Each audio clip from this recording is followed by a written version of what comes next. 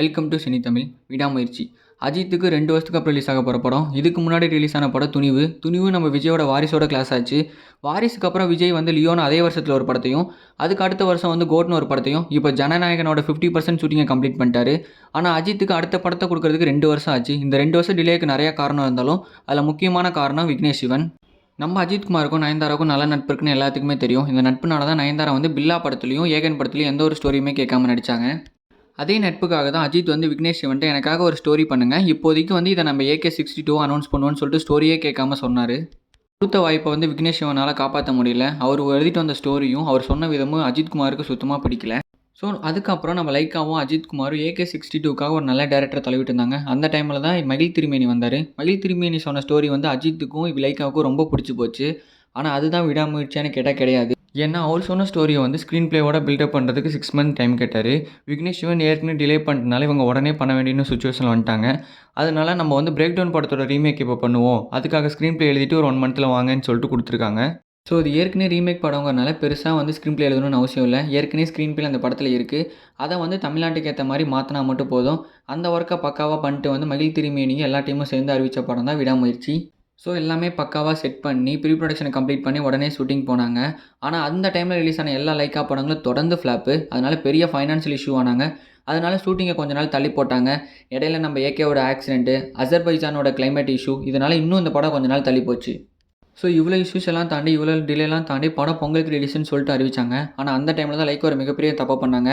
Paramount பிக்சர்ஸ்ட்டை வந்து இவங்க remake ரைட்ஸே வாங்கலை. பேரமௌண்ட் பிக்சர்ஸ் யாருன்னு கேட்டால் பிரேக் டவுன் படத்தோட அஃபிஷியல் ப்ரொடியூசர். அவங்கள்ட்ட ரீமேக் ரைட்ஸே வாங்காமல் பொங்கலுக்கு அறிவிச்சாங்க. அந்த டைமில் போய்ட்டு எங்களுக்கு ரீமேக் ரைட்ஸ் கொடுங்கன்னு கேட்க அவங்க வந்து 80 கோடி கேட்குறாங்க. 80 கோடி வந்து கிட்டத்தட்ட விடாமுயற்சியோட பாதி ப்ரொடக்ஷன். ஸோ அதுக்கப்புறம் பொங்கல் ரிலீஸை கேன்சல் பண்ணிட்டு பல வகையான பேச்சுவார்த்தைக்கு அப்புறம் பேரமௌண்ட் பிக்சர்ஸை ஒன் ஆஃப் த ப்ரொடியூசராக ஆட் பண்ணதுக்கப்புறம் மூவி இன்றைக்கி ரிலீஸ் ஆயிருக்கு. நம்ம விடாமுயற்சிக்கு நிறைய கோயின்சிடன்ஸ் இருக்குது. அது என்னென்னு இப்போ பார்த்துடலாம். ஃபஸ்ட்டு பார்க்க போகிற கோயின்சிடன்ஸ் விடாமுயற்சிக்கு லியோக்கும். வாரிசுக்கு அப்புறம் விஜய் பண்ண படம் தான் லியோ. துணிவுக்கு அப்புறம் அஜித் பண்ண படம் தான் விடாமுயற்சி. ரெண்டுமே ஹாலிவுட் படங்களோட ரீமேக். லியோ வந்து ஹிஸ்ட்ரி ஆஃப் வைலன்ஸோட ரீமேக்கு, விடாமுயற்சி பிரேக் டவுன் படத்தோட ரீமேக்கு. 2 படத்துலையுமே த்ரிஷா தான் ஹீரோயினி, 2 படத்துலையுமே அர்ஜுன் தான் வில்லன், 2 படத்துக்கும் மியூசிக் டேரக்டர் வந்து நம்ம அனிருத் தான். நம்ம அஜித்துக்கு கிட்டத்தட்ட 10 வருஷம் கழிச்சு 2 படங்கள் ஒரே வருஷத்தில் ரிலீஸ் ஆக போகுது. குட் பேட் அக்லி, விடாமுயற்சி. இதுக்கு முன்னாடி 2015 என்னை அறிந்தாலும் வேதாளமும் ரிலீஸ் ஆச்சு. இதில் இன்னொரு கோயின்சிடன்ஸ் என்னன்னா, வேதாளம் ஒரு மாஸ் கமர்ஷியல் மூவி, என்னை அறிந்தாலும் ஒரு ஸ்டைலிஷான மூவி. இங்கே அப்படியே இந்த வருஷம் வந்தீங்க அப்படின்னா விடாமுயற்சி ஒரு ஸ்டைலிஷான மூவி, குட் பேட் அக்லி ஒரு மாஸ் கமர்ஷியல் மூவி.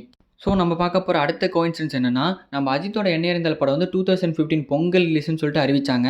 ஆனால் அதை கேன்சல் பண்ணிட்டு February 5 ரிலீஸ் ஆச்சு. ஸோ அந்த டைமில் வந்து பொங்கலுக்கு நம்ம சங்கரோட ஐ படமும் சுந்தர்ஷி விஷால் காம்போவில் வந்து ஆம்பளை படமும் ரிலீஸ் ஆச்சு. ஸோ அது அப்படியே 10 வருஷம் கழிச்சு விடாமுயற்சி பொங்கலுக்கு ரிலீஸ்னு சொல்லிட்டு அறிவிச்சாங்க. அதை கேன்சல் பண்ணிட்டு February 6 ரிலீஸ் ஆக போகுது. ஸோ அதே பொங்கலுக்கு வந்து சுந்தர்ஷி விஷால் காம்போவில் மதகஜ ராஜாவும் சங்கரோட கேம் சேஞ்சரும் ரிலீஸ் ஆகிருக்கு. அடுத்த கோயின்சிடன்ஸ், நம்ம அஜித்தும் த்ரிஷாவும் சேர்ந்து 4 படம் நடிச்சிருக்காங்க. அதில் 2 படமான ஜியும் என்னை அறிந்தாலும் ஃபஸ்ட்டு பொங்கல் ரிலீஸ்னு சொல்லிட்டு அப்புறம் வந்து February மாதம் தள்ளி போச்சு. இப்போ அதே மாதிரி விடாமுயற்சியும் வந்து பொங்கல் ரிலீஸ்னு சொல்லிட்டு இப்போ February மாதம் தள்ளி வந்திருக்கு.